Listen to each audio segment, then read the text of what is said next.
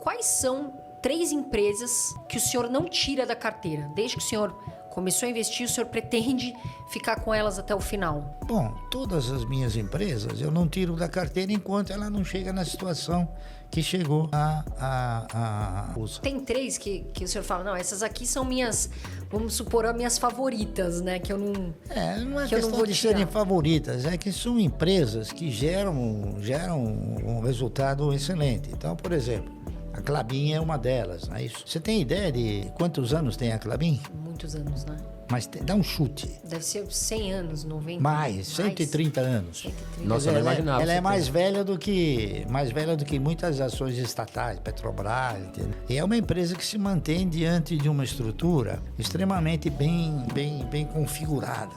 Ainda é uma empresa familiar, mas é uma empresa familiar que evoluiu na concepção de administração, ou seja, transfere a administração não para os elementos da família, sim para terceiros que são competentes. E é uma empresa que ela remunera de uma forma sistemática, não é isso? Ela paga dividendos sistematicamente. Então é um negócio que é muito saboroso, eu diria. E outras 2 bares? Bom, eu diria também o Banco do Brasil, porque o Banco do Brasil ele é a única empresa estatal que tem um bom dono, que se chama Previ, tá entendendo? Porque ela também é uma empresa controlada pelo governo, o governo mas ela tem a Previ. E a Previ não são os políticos, são os ex-funcionários, entendeu? Então há uma preservação muito mais eficiente no caso do Banco do Brasil. E uma terceira empresa também, eu diria a Unipar, da qual eu faço parte como membro do conselho, né? Que são atividades que são importantíssimas numa economia, tá entendendo? Essas 3 aí eu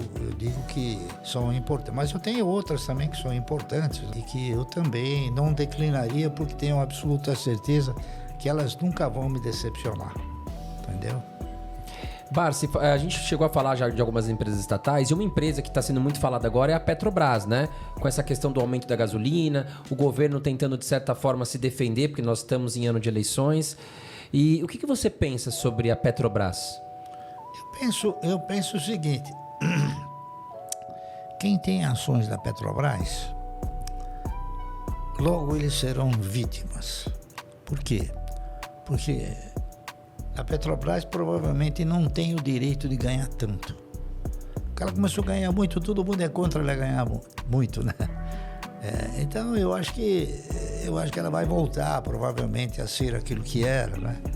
Porque não é possível o país conviver com uma oscilação tão agressiva nos preços dos combustíveis, porque a economia como um todo não vai suportar isso, né? E alguns setores de atividade econômica, como o setor de transporte, também ele vai ser muito prejudicado.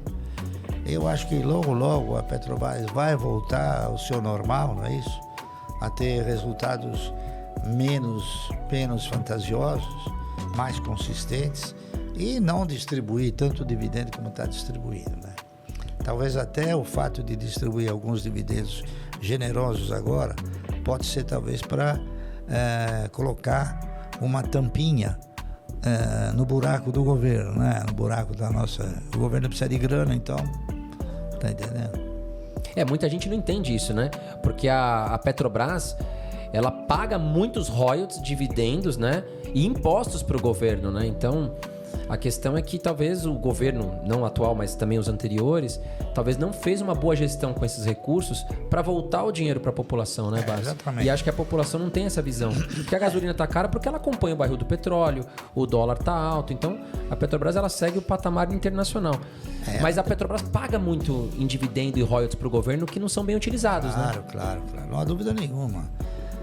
A Petrobras, ela é uma empresa que, vamos supor, de uns 3 anos para cá, ela deixou de ser um bom investimento para as empresas marginais. Por exemplo, a Petrobras começou a subir um pouco, o BNDES vendeu tudo que tinha. A Petrobras subiu um pouco, a Caixa Econômica vendeu tudo que tinha. A Petrobras subiu um pouquinho, a maioria dos fundos venderam tudo. Então, eles fizeram como eu, né? vai receber 2 ou 3 anos aí, dividendo bom, e depois? Você vai vender para quem? Porque você tem uma estrutura de mercado que você tem a quantidade de ações que gera no mercado, né? Hoje a bolsa ela não tem estrutura para suspender o preço da Petrobras, porque é muito papel, entendeu? Então não há esse dinheiro no mercado, não existe, e dificilmente haverá para fazer com que ela suba muito mais do que está. É uma pena que todos falem só sobre a Petrobras, né? É verdade. A Petrobras, eu vou dizer uma coisa para você, há um tempo atrás, ela custava 60 centavos também, tá entendendo? E agora que o pessoal tá falando, né? Ela teve uma evolução, depois que o Geisel assumiu a presidência, né? Ele gerenciou a coisa bem melhor, mas a Petrobras também já chegou a custar 60 centavos, a mesma coisa que o Banco do Brasil. Barsi, recentemente, eu acredito que foi até essa data, 22 de março de 2022, o senhor pode me corrigir, o senhor falou, estou comprando muito na bolsa, estou aproveitando. Isso a gente sabe que o senhor faz sempre. Qual ação que nesse momento o jacaré, como o senhor fala, que o jacaré está de boca aberta querendo comprar? TASA. Taurus Armas. Taurus. Tem mais alguma para o pessoal ficar com os dentinhos, o jacarezinho ali? Eu estou comprando também ações da Vibra, na razão direta que elas passam a ser uma boa opção. Já comprei uma boa posição de Cosan e estou esperando ver se cai um pouquinho mais da Auren, que é da ex-CESP, não é isso? O senhor prefere a Cosan ou Raizen? Que muitos perguntam. Não, eu não prefiro, eu quero aquela que paga mais dividendo, eu não tenho preferências. A minha preferência não é pela empresa, é por aquilo que ela distribui. A Cosan, eu acredito que distribua, né, mais dividendo. A Cosan é uma holding, né? Então a Cosan tem ações de todas elas. Uhum. Então, a Cosan é a poderosa chefona. Pois é, diríamos assim, diríamos isso. Agora, Barsi, esse ano é ano de eleições, né? Nós temos 2 candidatos, a gente não enxerga uma terceira via por enquanto, pelo menos. O que o senhor acha que caso o Bolsonaro ganhe ou caso o Lula ganhe, como é que ficaria o cenário nos investimentos com o Bolsonaro ou com o Lula? Como que o mercado vai aceitar? Bom, eu diria o seguinte, o Brasil já teve que suportar como presidente um cidadão chamado Fernando Henrique, que foi um dos piores presidentes que esse país teve, não é isso? Teve que suportar um cidadão chamado Luiz Inácio Lula da Silva, que ele é do Partido dos Trabalhadores, mas que nunca trabalhou. É incrível, né? Teve que suportar uma senhora chamada Dilma, que nunca teve vocação para ser presidente, uma ex-guerrilheira, né? Tá certo? E agora tem um cidadão chamado Bolsonaro. Até que eu acredito que o Bolsonaro, ele, com todos os seus problemas, é isso, ele realizou muito mais obras, executou muito mais do que todos eles. Por quê? Porque ele partiu de um princípio. Eu não vou começar obras novas, eu vou acabar aquelas que já estão em andamento. E foi o que ele fez. Ele teve um dos ministros muito bom, que é o Tarcísio de Freitas, não é isso? Um cidadão extremamente bem organizado e que enxerga o futuro, né? E que ajudou muito.